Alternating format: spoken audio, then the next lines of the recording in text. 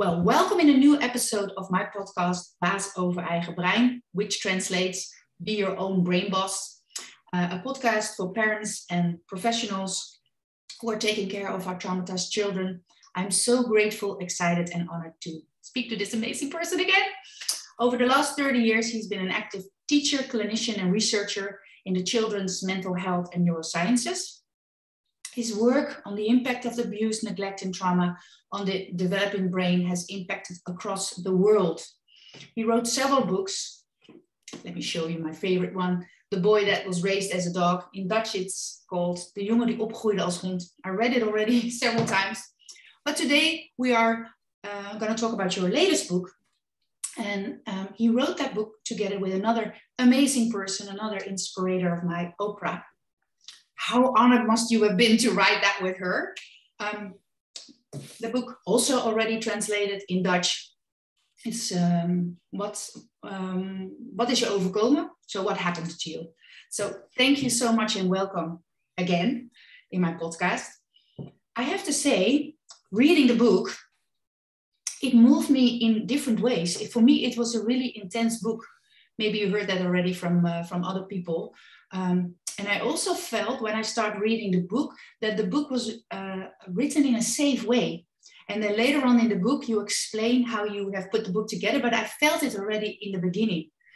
But I was also crying here and there in the book because it was for me intense. As a mother of a traumatized child, how cool would it have been if this knowledge was there 20 years ago when my baby was born? And I was also crying as an adult, having this traumatized little girl inside of me. And you talk about it a lot in the book, with the translational trauma. And yeah, but for me, it was an intense journey to read your book. Many tears here and there. But I think there was also happy tears and tears of gratitude. Like, this is how it is. And this is why I have the challenges in my life today. And I'm still working on it with millions of other people. So thank you again from the bottom of my heart that you wrote. My English is not that perfect, of writing this book together with Oprah. So, first of all, I thank you for having me again. It's a pleasure to see you and talk with you. I thank you for what you said about the book, because that was really the intention of the style of the book, was to provide opportunities for people to feel a little discomfort, hopefully not too much, but then be able to become a little bit more regulated again. And it was intentional that it was kind of rhythmic. You know, we would sort of make people think really hard because of the science, and then we would back off and tell a story. And then the stories would be kind of neutral, and then they would get intense, and then we would back off again. And we tried to do that because we know how difficult this material can be. Yeah. And even for me, I'm in it already for several years, like 24/7. And still, I learned already so much more from this book, knowing already a lot about it. So I'm just really, really grateful. This book should be everywhere. I'm thinking hospitals, I'm thinking universities, like it should be on every list to read, right? Well, it's just so we appreciate, I mean, we felt that this knowledge, the information in that book really should just be part of what we integrate into education, that everybody who grows up would benefit if they knew some of these things. Exactly. It would help you be better in your relationships. It would help you be better as a parent, as a teacher, if you go into law enforcement, whatever walk of life, something in that book would be helpful, I think. Yeah, exactly. Well, I have many questions for you. Let's see if we can put as many in. For listeners maybe who are not so much into it, maybe you can explain what trauma is, and also that there's different kinds of trauma. I didn't know that in the beginning, and I think it's very important to understand. We have the traumas with the big T's, we understand that, but the hidden traumas and the chronic traumas can be as damaging as the big trauma. So maybe you can start explaining that. So one of the really, if we back up for 1 second, the way that I've been trying to understand this for a long time has been how experience influences the functioning of the stress response networks in your body. And these systems are involved in really everything, the way we think, the way we feel, the way we literally, even the way we move. These stress response systems influence the other organs in our body, so our physical health. And when these systems are, they're continually being stressed, and stress is, as we write about in the book, is not a bad thing. So when you go without eating for 4 or 5, 6 hours, that's a little bit of a stress on your body. So your body has to adapt to kind of keep you going when don't have food in your stomach. And when you run up a couple flights of stairs, you're stressing your body in a different way. So we have all these systems that kind of keep us in balance, in equilibrium. But if we make those systems work too hard, too long, then they start to make adaptations, changes, so that they can, initially it's the proper thing to do, right? When you're threatened by a saber-toothed tiger, it's the proper thing to do to activate these systems so that they're really going at a very high level. But when the saber-toothed tiger's gone, it doesn't do you any good to keep sort of activated at that level. So the key is to have this flexibility in the stress response system. But if as I said, certain patterns of activation lead to changes that make your systems stay on at a high level. And then that starts to wear out your body. It starts to wear out your brain. You have trouble thinking. It impacts the way you feel, and it causes problems.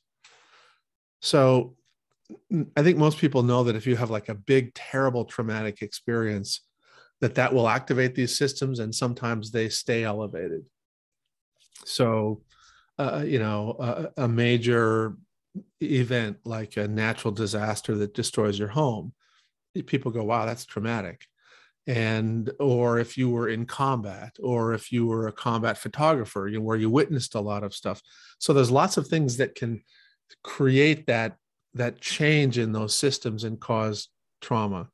But one of the things that is really underappreciated is that, and this kind of goes back to something else we write about, is that human beings are fundamentally relational creatures. We have big parts of our brain that are meant to help us stay connected with the people in our family, in our community, in our clan.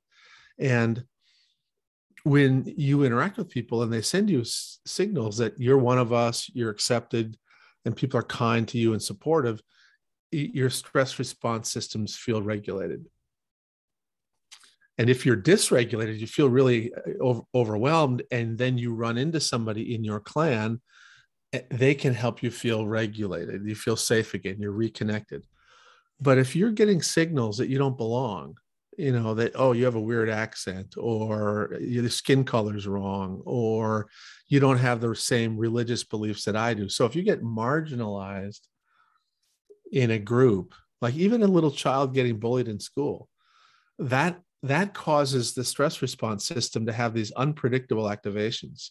Yeah. And that unpredictability can lead to the same kinds of changes as a big traumatic event. And I would argue that probably more individuals are impacted by that kind of traumatic experience than these big disasters that we tend to focus on. Yeah. And you talk about the danger being a lion, but if the danger is your mother or your father, you cannot escape, and they're there for years. Yeah, exactly. Yeah. That's exactly right. And the stories that you're backing up with your science, they make it very clear. I have them all written down. And for me, it was very, trauma with the big T and the small T brings the the understanding to a different level. You can understand it so much better. And I was reading the last couple of days, and I was also thinking about my country. I have just a small country, but I'm thinking about all these second or third generation immigrants in our country. And we seem to have more problems with those youngsters. And this gave me a whole different perspective on this whole issue. Yeah. And they're not the bad guys who don't want to work and study. No, they have this, maybe we can talk about that too, this transgenerational trauma that they're dealing with. Yeah, it gives me goosebumps knowing this stuff. Yeah, great. Maybe you can also explain something about the first 2 months when you experienced the trauma, and then the maybe in the next 12 years, and then that I knew that already, but I read it again. I was like, nobody knows about this. Maybe you can explain. Well, if you think back to what I was saying earlier about these systems in your body and brain involved in the stress response, one of the features of these systems is that they go everywhere in your body and everywhere in your brain, and they originate in lower parts of the brain.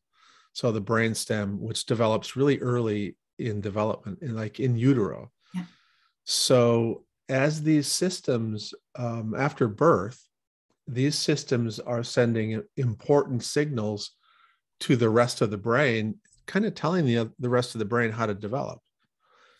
And so if early in life, either in utero or in the first couple months of life, there's chaos and these systems are activated in these abnormal ways, you start to send abnormal organizing signals to higher parts of the brain.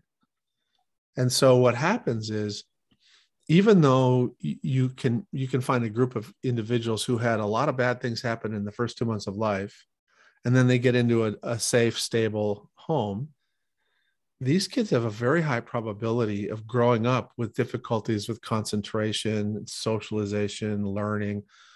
And it's very puzzling to people because they're like, what are you talking about? Yeah, you've had the last 5 years, you've been in this home and we love you and it's safe and we give you all these wonderful things and you're going to a great school. How is it that you're struggling? But it's because those systems that are involved in development were impacted by early experiences. Now, the good news is that the opposite is also true. So if you have the first 2 months of life where you have a healthy pattern of stress activation, and these systems basically become flexible, adaptable, resilient, and then that child ends up in a household where there's chaos and all kinds of other stuff, these systems are still pretty well regulated. Yeah. So even though there's all kinds of stuff going on around you, your brain is getting normal organizing signals. And so those kids end up, even though they have, years of crap, they'll end up healthier than the kids who had just 2 months of bad experience early in life, which is really a strong argument for policy that focuses on creating a safe and stable environment for young parents. Yeah. In the Netherlands and other Scandinavian countries, in other Northern European countries, there are very progressive and very positive maternal child health practices about maternity leave and paternity leave, which really is a wise decision because it gives all of your kids a head start. It improves the probability that they'll be resilient and have an easier time managing the world. Yeah, exactly. And I'm also thinking, because I had another training of a professor. She's 77 years old. Maybe you know her, Kirsten Oefnas. Do you know her maybe? Oh, yeah. I listened to her for 3 days about one hormone, oxytocin. Oxytocin, yeah. The woman who, one of my original mentors was a woman named Niles Newton. And she's probably mentioned in that book, but Niles Newton was the first woman researcher who discovered the relationship between bonding and oxytocin. Oh, wow. and stress and the inability to let down your milk when you're nursing. And so I was actually an Oxytocin fan a long time ago. When I probably 40 years ago almost. So anyway.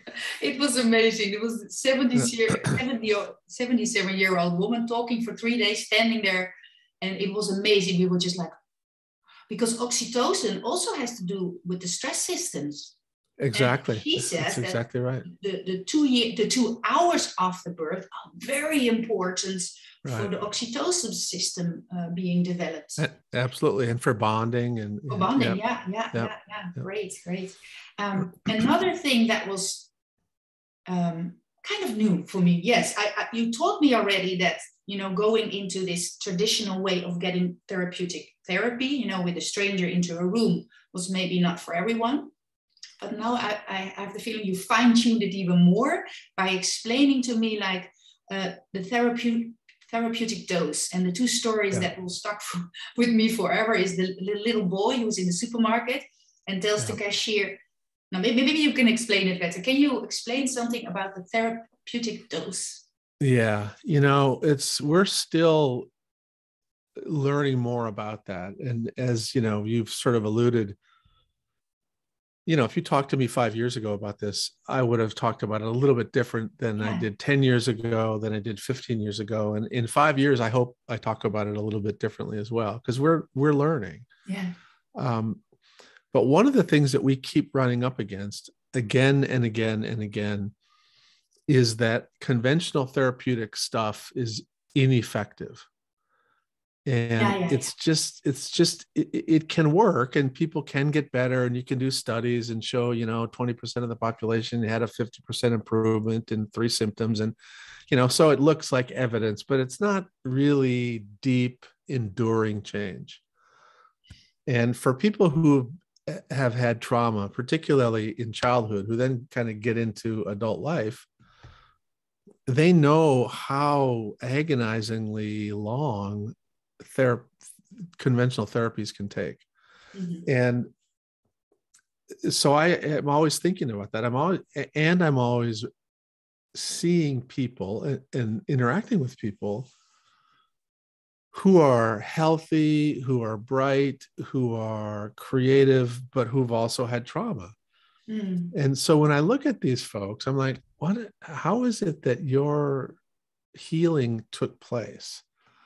And what I find is that invariably the people who've been able to move, it's not that they don't hurt when they think about it. It's not like it doesn't influence how they function, but they've learned how to carry this burden in a way where they can still be kind and supportive and loving and all these really positive human things. And it always comes down to experiences where there are these little moments of positive relational support. And sometimes that comes from one person, like one person who's just unfailingly present and kind and non-judgmental and all kinds of other nice qualities. But a lot of times it's a collection of people. It might be that you had a friend and then an auntie and then a coach and then a teacher and a mentor, and all these people collectively have created this relational environment where they all like little parts of you. Nobody really knows all of you, but the parts of you that they know, they like and they support and they're kind and they're patient. And when you make little mistakes, they're like, hey, we all make mistakes. Come back. Grandparents are good at that. Exactly. Oh, my father was the best. Yeah.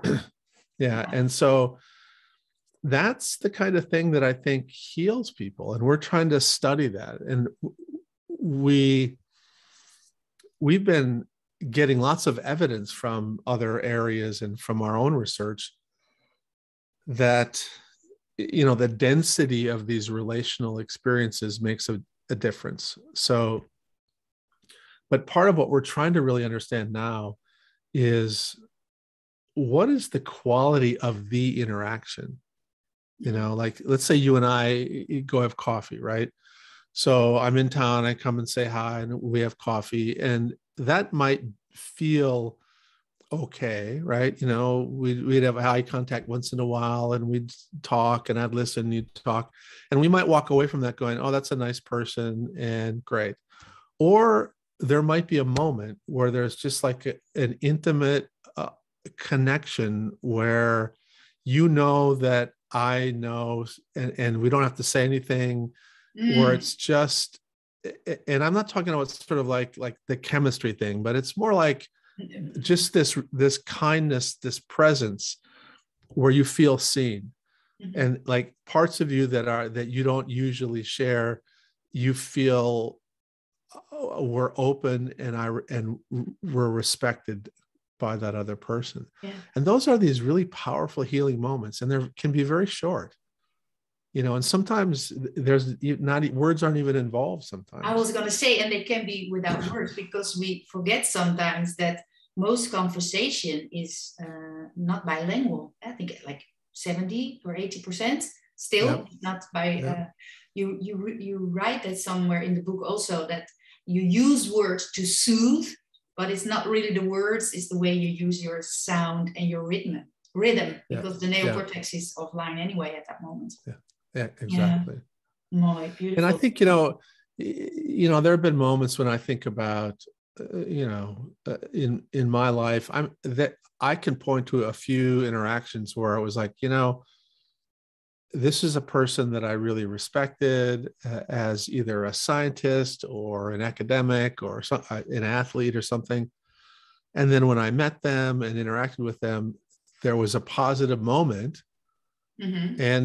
But I only had, you know, like 45 minutes with this person my entire life. But I have used them as a role model. I still feel as if they're a mentor to me, even though there was just a moment of real personal interaction. Yeah. And the interesting thing for me is, and I don't know what it's been like for you, because you know what it's like when you like read a book from somebody and go, oh, this is really interesting. And then you meet that person. And sometimes meeting the person can make you go, right?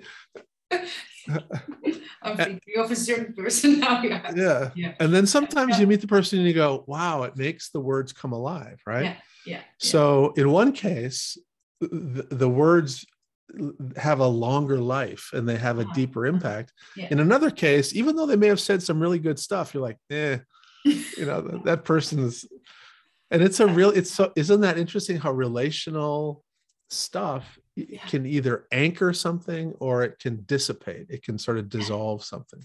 Yeah. Very interesting. And I'm just thinking back to the question I was asking about the therapeutic dose. Do maybe we or parents or people looking for help have a maybe different or a wrong way of thinking where to get help?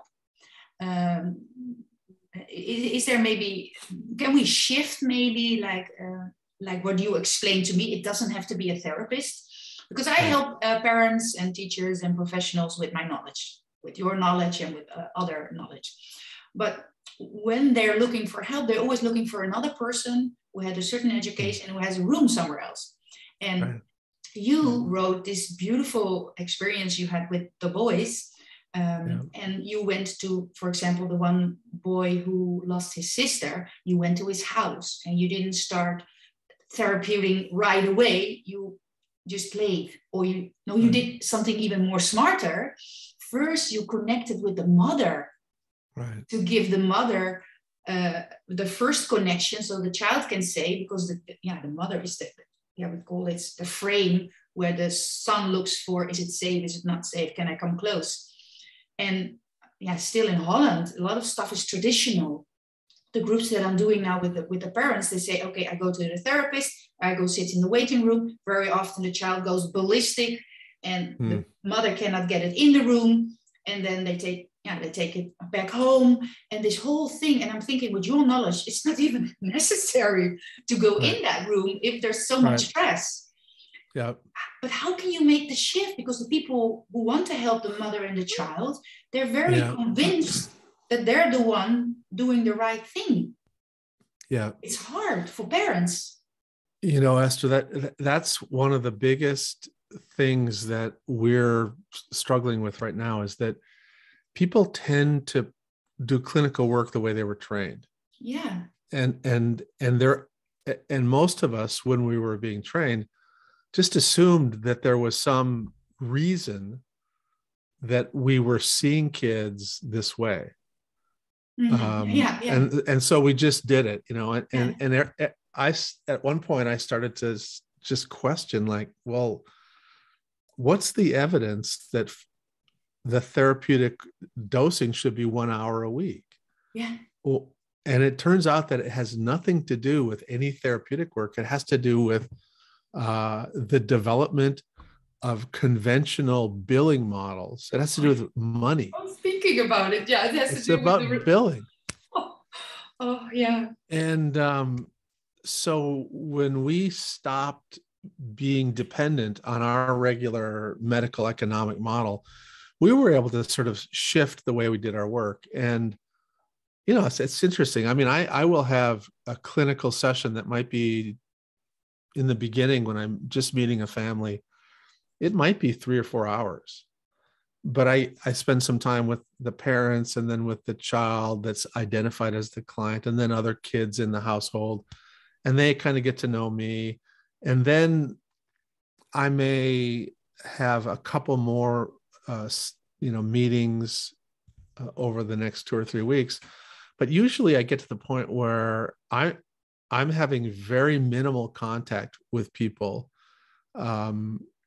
And I've transferred the moment by moment work into grandpa's hands, a coach's hands, a teacher's hands. And they're, you know, I just help them better understand the child. And they're doing their interactions that are part of this child's natural life are more regulated. They're more understanding. And these kids end up having much better outcomes. Yeah. So, but again, if I turned around and I tried to get paid for that, if I tried to say to my, you know, the insurance companies in the US, they'd go, well, you know, you can't get paid for that. Or you saw 5 people over a 3-hour period. It's like, oh my God, we don't know how to bill for that. Like, that's like, you can only bill for one person per day and so I was like, you know, that's true. Oh, so yeah. We will change in the US once we change the medical economic model. That's the only thing that will lead to change in this. Yeah, but isn't that model underneath the pharmaceutical, can I say mafia? You know, it's very strong. The whole economics is built on that, maybe. So yeah, there's a lot of power. Too big for this. Now it's not about your book anymore, but yeah. Well, you know, that's actually, I'm working on a book right now, kind of about that, about systems. Oh, wow. Because you can have all this knowledge, you can have all these people in the system who understand these things. Yeah. But at some point, they come up against the rules and the regulations, and we're not very good at changing those systems. Yeah. So. Yeah, exactly. And people are coming out of it, but then what happens? You're not connected to the right organizations. So then, and also for me, it counts like, oh, are you billed by the insurance? No. Oh, okay. Yeah. Well, maybe I have more stuff you really need than in the conventional. But I cannot afford it, and that's sometimes true, of course. Or people think in a certain way. In Holland, we take care of people, but that also comes with a little bit of like, oh, if it's not billed through my insurance, I go to the next. They're not looking for what's good for me or what can I use. And that's also maybe a mind change that needs to happen in Holland then. Yeah. No, and I think that exists in a lot of, and, you know, I do work in a couple of different countries, and everywhere I do work or have colleagues that do work, that's part of the problem, is that on one hand, the consumers, they don't know enough about this to be good consumers. Yeah. They just trust, right? Yeah. They think, oh, if you have a PhD after your name, you've got to be the doctor. Exactly. And so it's interesting, you know, if you go into, you know, this is a challenge in our field, is that if you go to a cardiologist, you're pretty much going to get pretty decent care around how your heart works. Yeah. Because there's very clear physiology and teaching about how the heart goes awry. But there's not very good universal teaching about the brain. And so you can go to somebody who claims to be a therapist who uses a completely different approach than another person.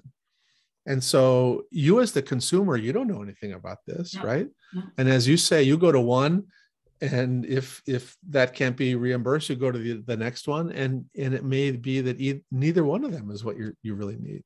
So I always teach people that, because they say, oh, my child is always on the waiting list for trauma therapy. Okay, I'm like, okay, trauma therapy. How does it look like? What are they going to do? Oh, I don't know.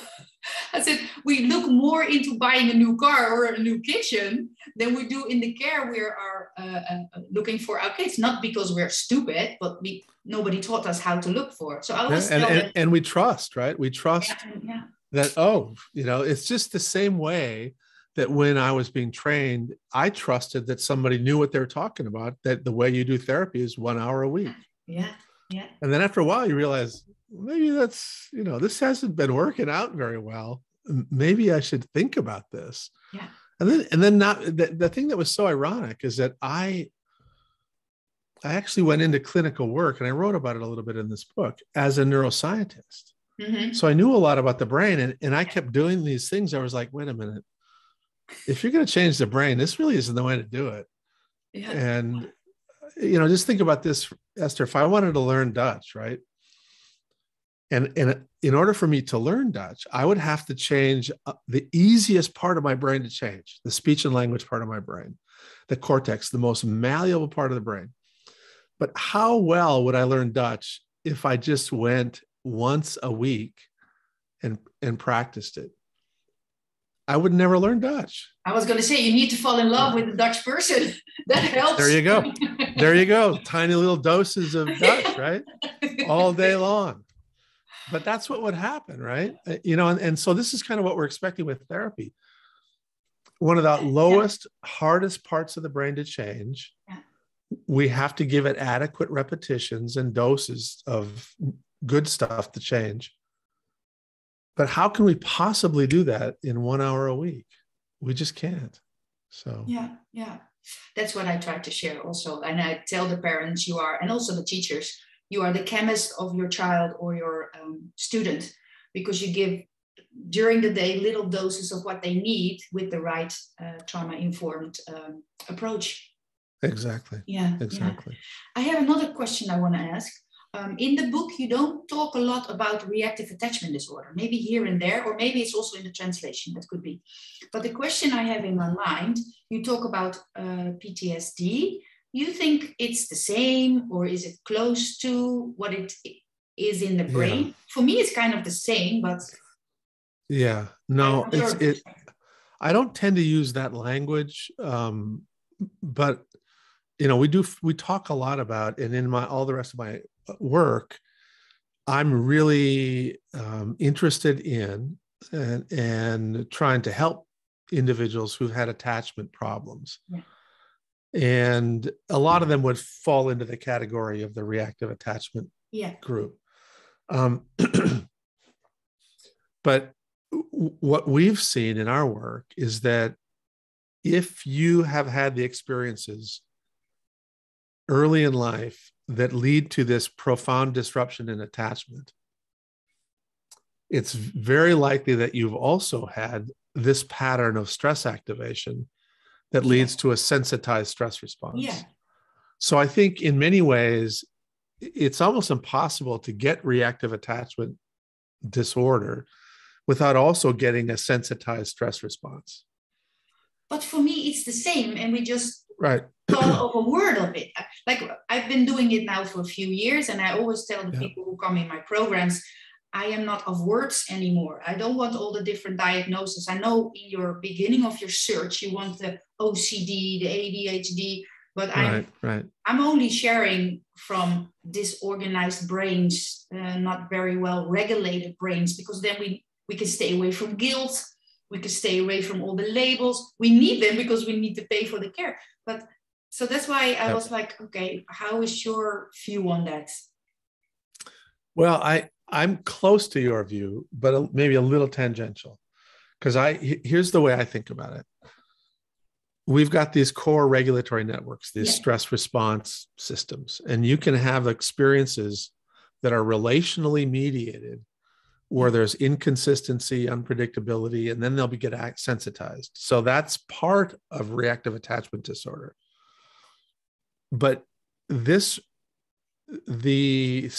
are related systems that are involved in forming and maintaining relationships that don't develop normally if you have that form of relational inconsistency and relational toxicity early in life.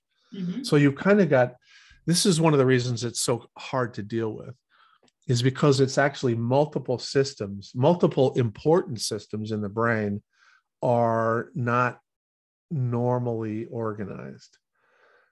And so you can have kids, for example, we work with kids that have significant medical problems. Yeah. And so when they're really little, there's these patterns of stress activation that make them sensitized because they have lots of painful procedures and they're like in this crazy ICU environment.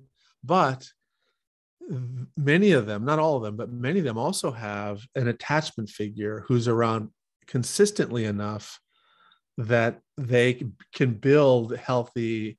If it's a little different, they have some attachment issues because many of the relational interactions they have early on are nurses or people that are doing procedures that hurt them. But then they have this person who never hurts them really, who's trying to feed them and trying to carry them around. And so there's a mixture of attachment capabilities, but it's not the same as sort of this reactive attachment presentation. So again, part of, and you appreciate this because you've read a lot of our stuff. Part of what we're trying to really get better at is kind of what you mentioned earlier, is that we're trying to resist putting people into big boxes. Yeah. We want smaller categories, right? We want, all right, how is your stress response reactivity? How is your primary reward capability? How is your primary relational capability? What are your primary cognitive strengths or weaknesses? And so we get in each one of these kind of networks, we get an idea of, well, you're about here, and then you're about here, and you're about here. And then we get a more of an individualized picture of the child. And then we can kind of go from there. But I do think you're right. I think by and large, I don't think that you can have the experiences that lead to reactive attachment problems without having a pattern of stress unpredictability that leads to the classic trauma presentation. Yeah. I'm still struggling with it. And I took the liberty since our last talk to translate your neurosequential model, because I think you only teach it to professionals, right? Well, we have a version for educators and for caregivers.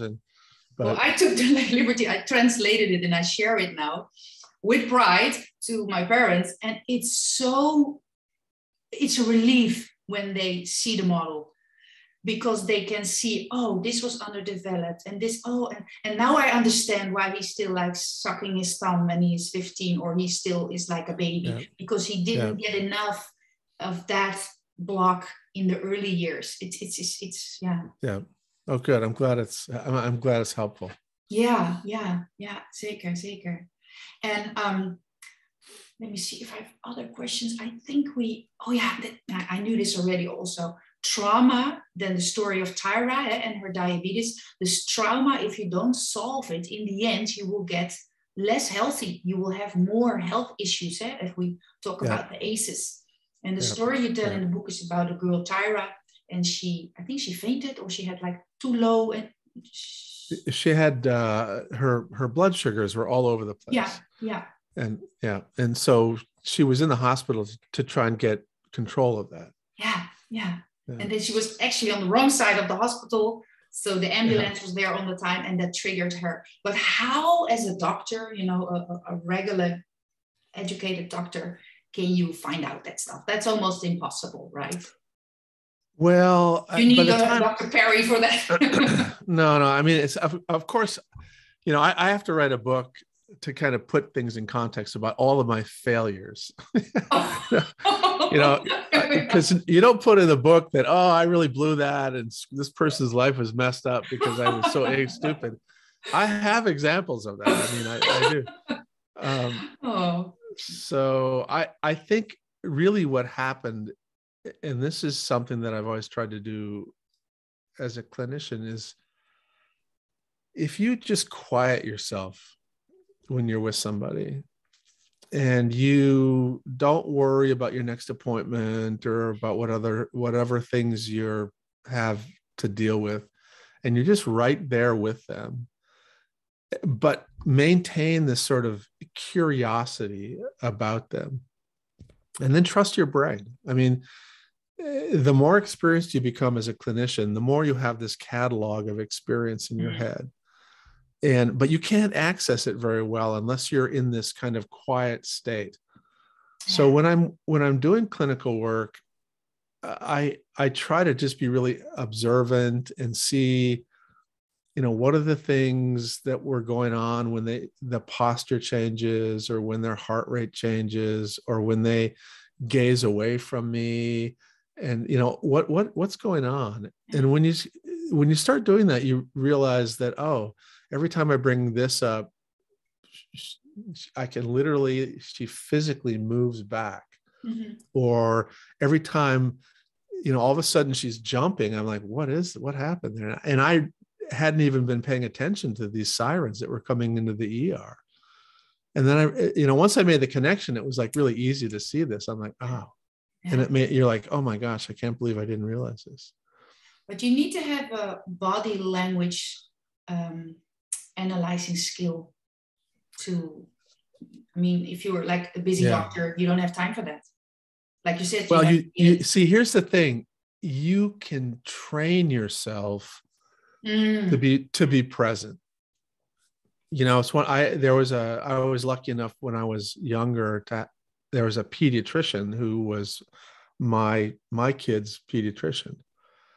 And he was at a busy academic medical center, but he had this quality where he was able to completely be present with everybody. It was amazing because you really felt like you were heard.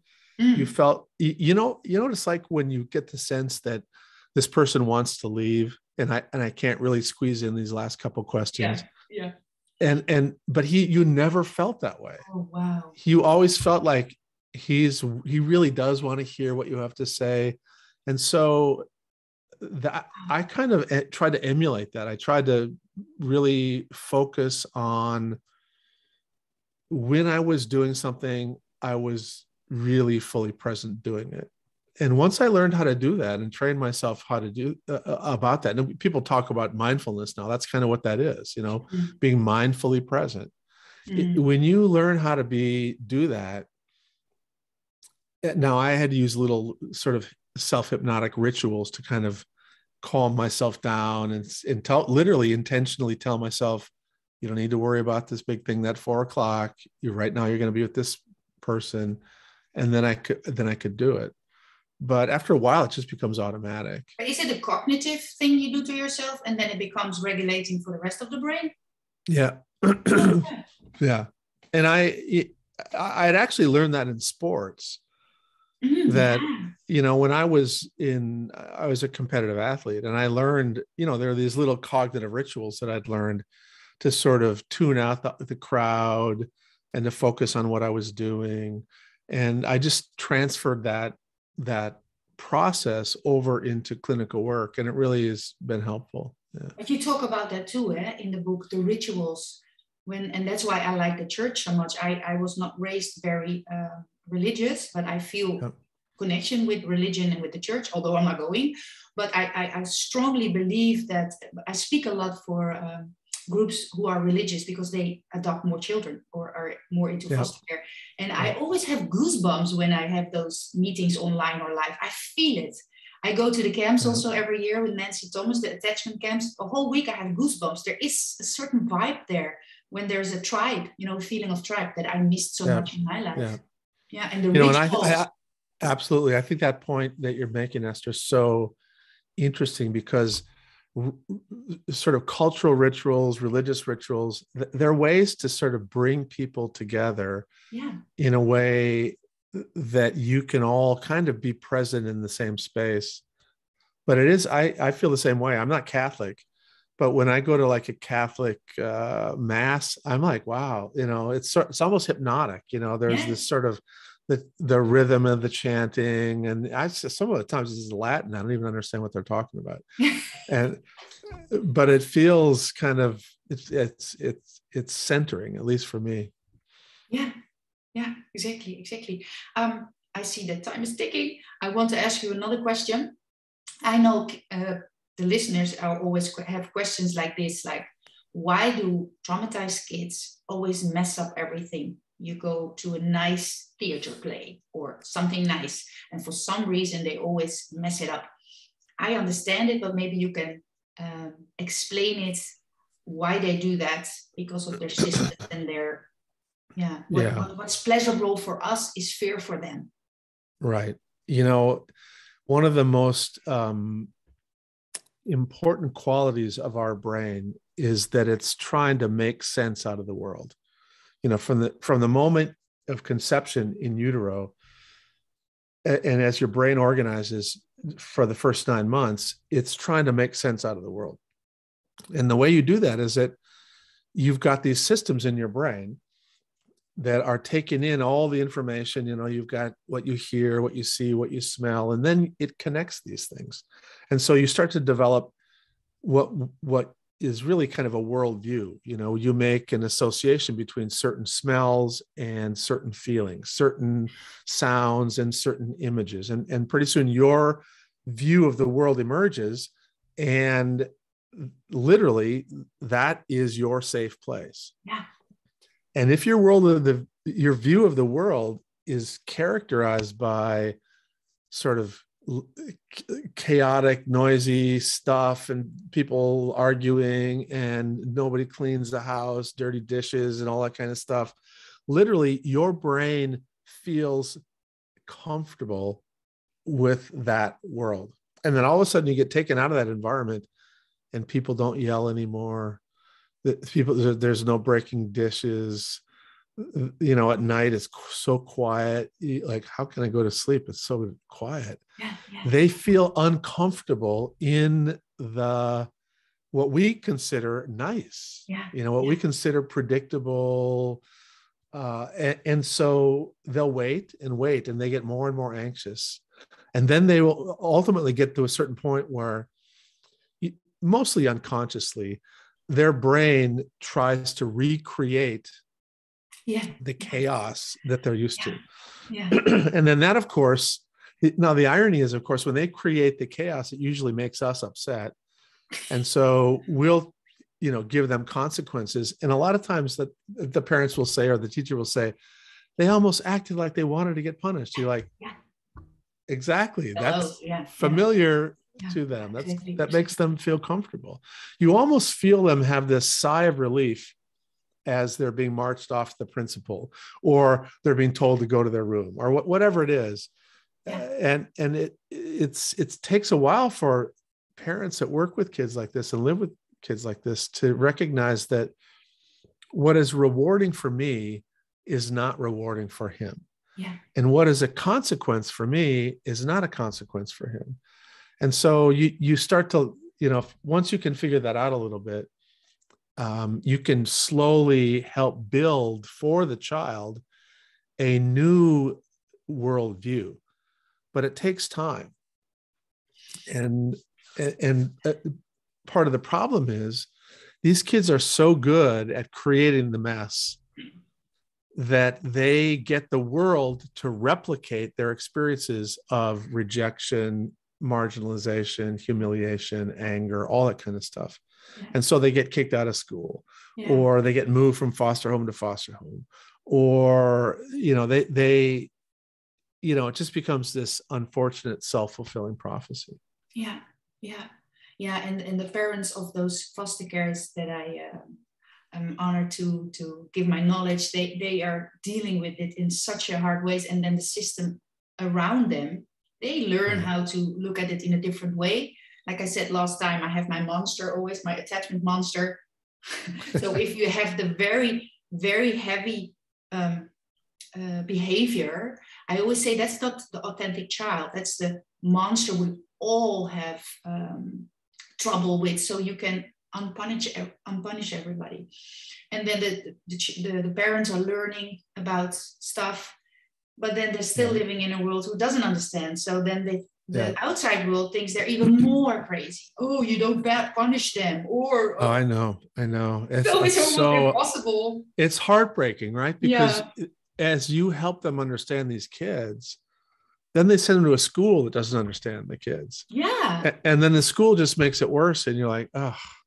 Yeah. Or I've just, as you're saying, one of the things I've seen happen a lot is even the extended family will say, oh, you got to hold this kid accountable for his behaviors. You're part of the problem. And it so makes these parents feel shamed or guilty or confused. And I think what's so important about your work and the work that we've been trying to do over here is the more people who understand these things, the more we'll be able to make progress. But it's going to take time. Yeah, and that's my mission in life. That's what I'm living for all the traumatized children and their parents. And that's another part. And then we wrap it up slowly, because you also talk about post-traumatic wisdom that you can overcome. You can heal. And I think I'm like in the process still of overcoming all these. I always say it's an attachment journey for me with all ups and downs. And what I also, maybe you know more about it, what I also experienced lately, that childhood memories I kind of forgot about, they come back at 52 years old. Like I forgot for many years I was wearing braces when I was 3 years old for a long time. And I was wearing braces during, when I was, I don't know the name of school in English, but when I was in school, before you go to college, I don't know that. I'm blanking on school. Like high school. I was 8, but I was wearing braces. Very traumatizing for me. I did not think about it for years, and now all of a sudden it comes back. Yeah, that's strange. But it's not strange though. I mean, that's kind of the way memory works. A lot of us grow, again, this is part of the reason that we're just not very brain literate across the board. It's true. We just don't learn much about the brain. So a lot of people think that memory is like this perfect Memorex tape that you should have access to it. And you can just go, oh, on my 4th birthday, this happened and this happened. But your memory's it's very fluid and dynamic and actually not very accurate about some things. And so now the problem is when the things that it's inaccurate about usually don't matter that much. It's not like it's inaccurate about the big things. It's not inaccurate about the fact that, like, some bad thing happened. The brain doesn't tend to make those things up, but it might forget the specific context. It might say, oh, that happened at the farmhouse wherever, as opposed to a different place. And then of course, when people are in the legal system and they look at that inaccuracy, they go, oh, that didn't happen. But see, if you understood the brain, you go, that's expectable. So now the thing that you're talking about is there's a lot of times when, as people mature and people get to a different point in their life, the way I like to describe it is like you're on a spiral staircase that goes round and round and round. And when you're at certain points on the staircase, you can't see anything on the other side, right? It's a staircase on a big cone. Isn't that the story about Plato? The story about Plato? It might be. I don't know. I think, yeah. Well, sorry, continue. I steal from anybody I can. So Plato's a good guy to steal from. Anyway, so as you go up the staircase, what happens is you once again can see things that happened sort of at an analogous developmental stage, right? Mm-hmm.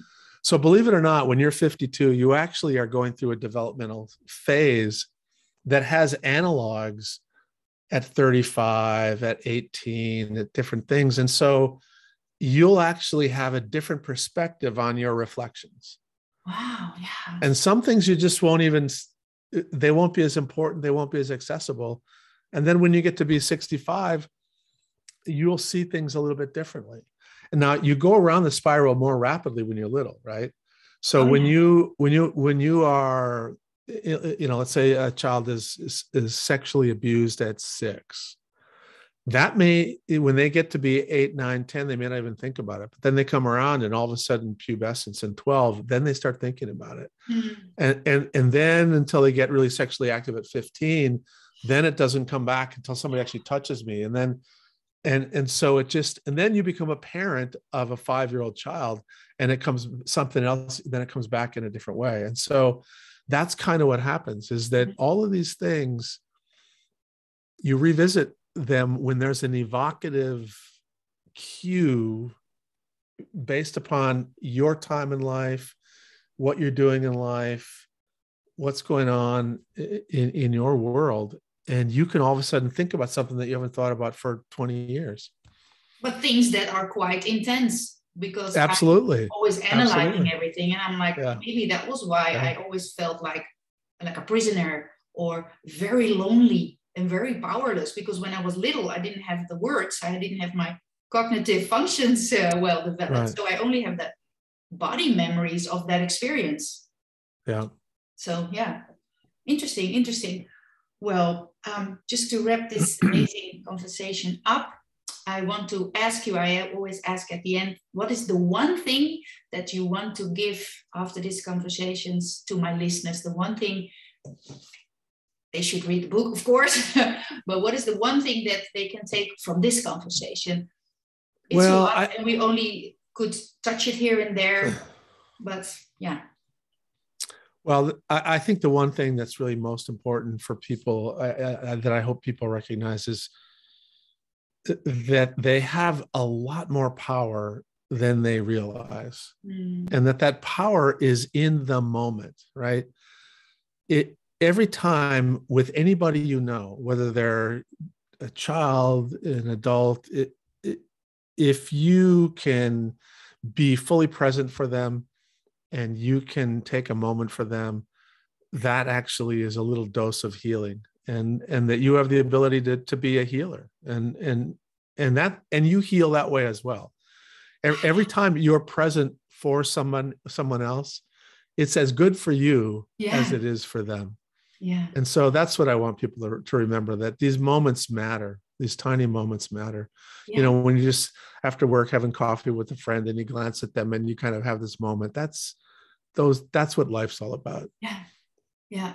I always tell my parents to have this little, I call it intervention. And there's like, mom, I'm crazy about her. She's always into throwing balls, for example. So I always try to find out with different people, what is their preference. So one goes out playing football, the other one has a cup of tea, and I always say it's not fixed. There's no one size fits all, and you need to look at culture-wise. Oh, also, of course, the 6 R's of BrucePerry I always teach about, and it's a full basket.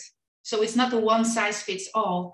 And maybe I can ask one more question, because this year, for some reason, I have a lot of parents of boys and kids in puberty. then we're talking maybe about a different story, because what I experience with them, for me, it becomes harder to guide them because they're bigger. The attachment monster became bigger. And I always talk about the attachment dance, you know, when they were a little younger, you have a little bit more power, but slowly you go like dancing like this, and then it's finished. So maybe you can share a little bit, what do you do when they go through, like, towards the adolescence, and they're so tired, and the boys are so strong, and they say crazy stuff, and they don't mean it. I'm sure they don't mean it, but it becomes so hard. Well, this is where I think you need to think about psychological jujitsu. Now, I don't know if you know, jujitsu is a martial art that uses the power of the other person, and you don't try to get in the way of the power. You move and you let their power, and so you don't try to fight them. You just sort of get out of the way and give a tiny little push in the right direction.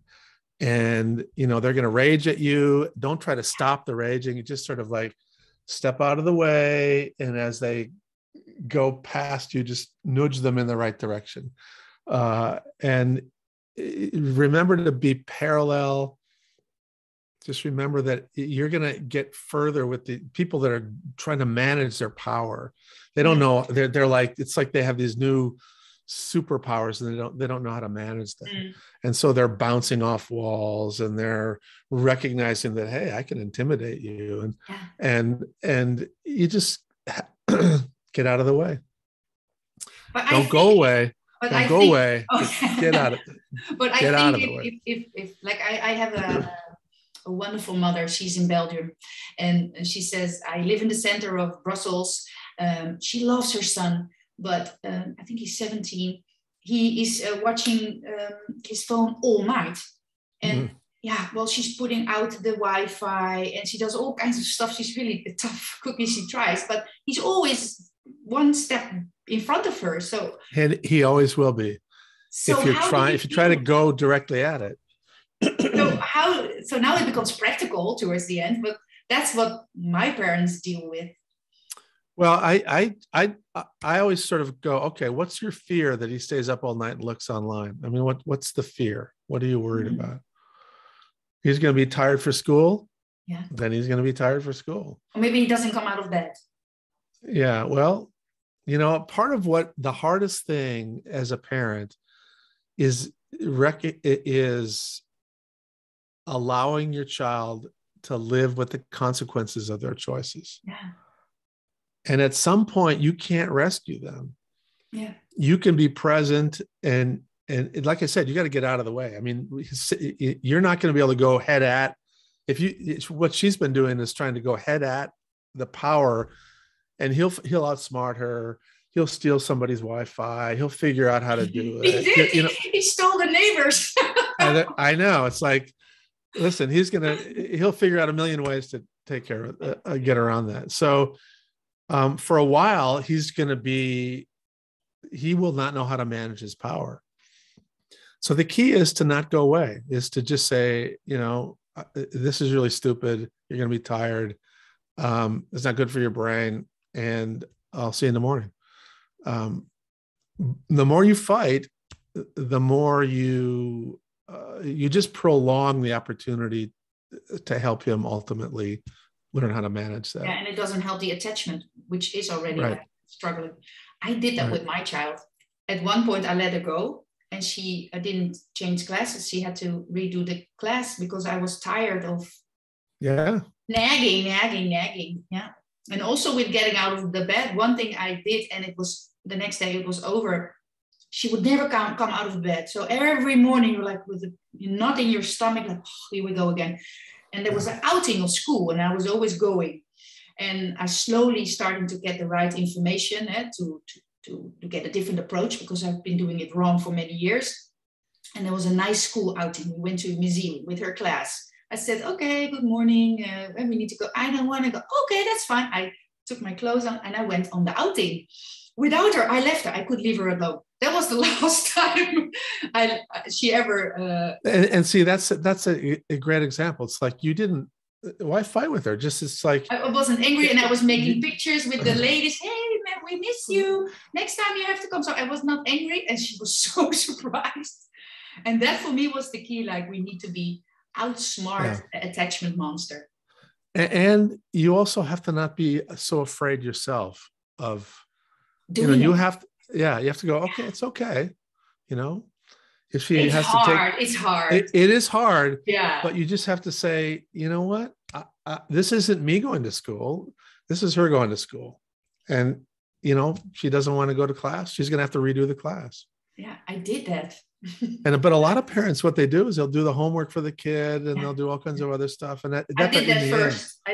First I made all the mistakes and then, yeah. Oh, thank you. I think that the parents can also use very practical solutions.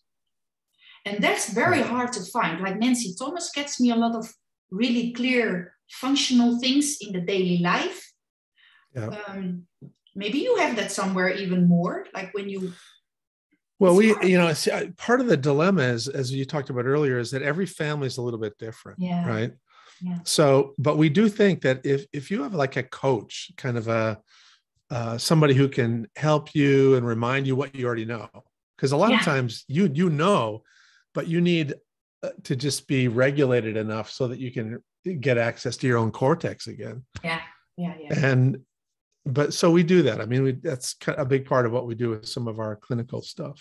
But then you're really like you're working with the families. You're more direct. Exactly. Yeah. Exactly. I think that's why what I'm doing, I have like an online training. It's like a whole library full of stuff with knowledge.